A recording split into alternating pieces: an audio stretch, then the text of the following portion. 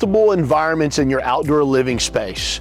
Welcome to Van Alstyne at this beautiful home that has lots of different areas to operate in the backyard.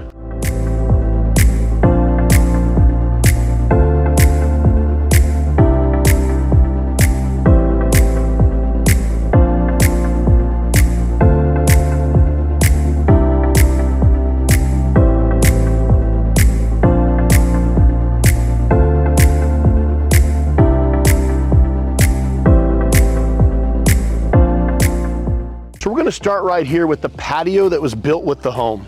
So as you can see, they have a beautiful patio with a dark tongue and groove ceiling, and this is kind of the area that they will hang out in. They've actually got steel sliding screens over this one to give it a little more protection, and that's where his cooking area is. He's got his grill, his smoker that he can bring out or leave under this patio, and that's kind of the first area that then transitions out into this pergola area, which gives them a little more shade and a little bit different environment with an open air pergola to kind of come out of the house and then sit here. Well, if you move from here, you come out to these large poured pavers that have turf in between them, which is a great look, very low maintenance, stays green year round, and looks beautiful, which gives you a lot of space to put loungers, lay out, put tables and chairs, what have you, and then you move into the pool area. Obviously, that's pretty self-explanatory. They've got this beautiful pool that all seamlessly flows, as you see, from the patio that came with the house to the pergola to the paver area into the pool. Now we're going to move over here to the pavilion. Whenever you have the pavilion area, you have a completely separate space, meaning you have a space that's away from the house, even kind of away from the pool, but it still all transitions and ties in.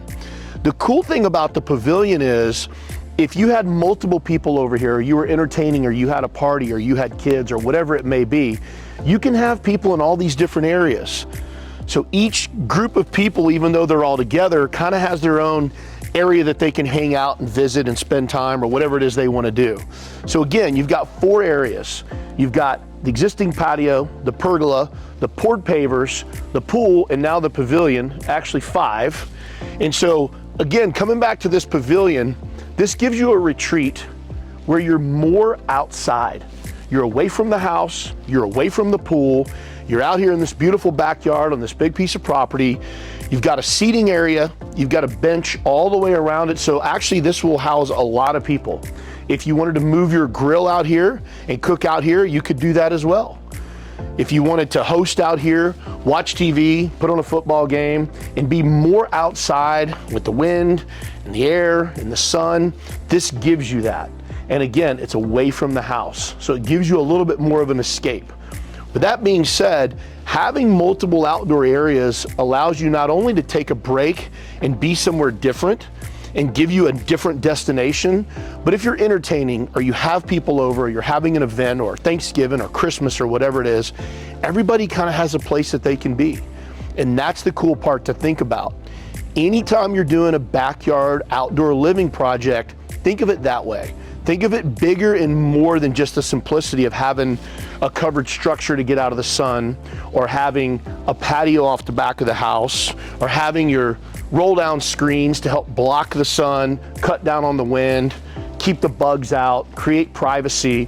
Whatever those things are, think about all the different environments. That's what we're really talking about here at this beautiful project in Van Alstyne. So now let's actually dive into this structure that we built and why the homeowner wanted it. They already had a beautiful patio right off the back door connected to the house. They had a pergola, which gave them a little bit of secondary shade and kind of an extended area that they're out in the elements. But this particular pavilion they planned for, they had the concrete pad poured when they did the pool, and they knew that they were going to build a pavilion area out here because they wanted to have a secondary place to get completely away from the house and sit more out in the yard, more in the elements, and be able to enjoy some space that's a little bit more free. And that's kind of where this comes into play. So what we did to match the existing home, we came in with a solid large timber structure. We have 6x12 beams all the way around here. Those are solid timbers. We went with a 4x8 rafter to give it more of almost a cathedral look, with a cedar tongue and groove on the back. And then we did a false ceiling. And what a false ceiling does is it allows us to flush mount everything and hide all of the electrical. So all the electrical is in channels in a false roof that's on top of this ceiling, right? There's some 2x4s that we create channels with, then we put our roof decking and then our shingles, so the electrician can run all the electronics without you seeing any wires or conduit under here from the lighting. The other thing we did, because the sun sets in the west, we filled in this top space of the gable with tongue and groove. So now that gives them that much more shade from that west side sun, and then as an extension of that, we added our screen in. This roll down screen, once the sun gets so low, they can drop this screen down, they can stop it at any point, or they can keep rolling it down all the way and completely seal off that back. So as the sun goes down, this area stays completely shaded. And as you notice, with this morning sun at 9:30, you can see how much sun's coming in this end. You can only imagine with the sun setting how much would come in back there. Here's the other thing we did. They wanted to contain this area, and so by containing it, we added in this bench. And we have this bench that goes around 3 sides. We used a travertine that has a routed edge on it to match the pool coping, and then we use the same ledger stone, so all this looks synonymous. We didn't build the pool, but we wanted this to look and feel like it was part of it. So we made sure to build it exactly the way the pool was, finish the wood with the same stain the house is, and tie it all back in, so this doesn't look like something odd or something weird that was added that doesn't fit. Now when you see this entire backyard next to the house, as it flows away from the pool and out here, it all looks very intentional, and it looks like it was built and the idea started from the very beginning rather than an afterthought.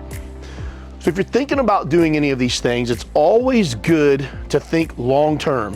What am I going to want down the road? What else might we be adding? Let's plan for that now, so when we do build it, it all matches and looks like it was an intentional thought from the very beginning. So in conclusion, when designing your outdoor living space, think of all the different environments that you would like to have. In this case, we had 5. We had the original patio built with the house, then you have the extension of that, which is the pergola, then you have kind of a concrete pad area that you can put furniture or loungers on, you have the pool and the spa, and then we transition into that beautiful pavilion. All this was planned. This was all what the homeowner had in mind when they originally built the house, so they planned for it long term. That way when we came in and built the pavilion and did the stonework and the bench, it all was intentional with an original idea and original thought, and as you can see, it looks and feels very natural and comes out very beautiful. We thank you for watching our video. We're wishing you the best of luck on your build, and always remember, no matter how bad it gets, always do the right thing.